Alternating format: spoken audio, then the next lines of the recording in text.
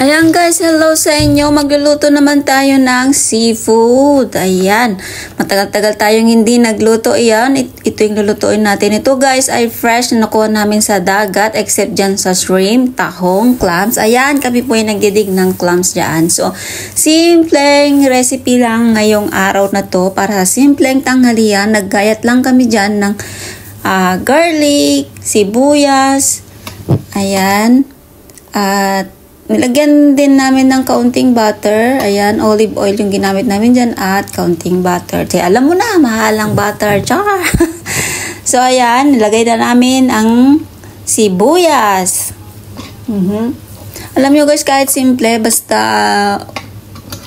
tamang-tama sa panlasa natin ay nako, napakaraming kanin ang ating makakain. Ayan, naglagay din ako ng paprika. Ayan, alam mo na yung paprika, ang manamis-namis. Ayan, para nagbibigay din siya ng aroma sa ating pagkain. Ayan. So, ayan na nga, inahalo-halo lang namin. Namin kasi dalawa kami dyan, taga-video ako at yung isa taga-luto. Wala pala akong naiambag. So, yung ketchup, naglagay din kami ng ketchup, konting ketchup para pampakulay sa ating, recipe. So, ayan, may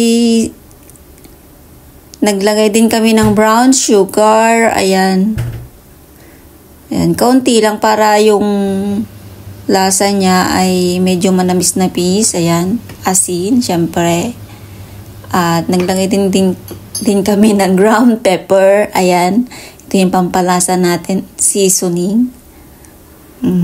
Halo-halo na yan guys, bahala na dyan.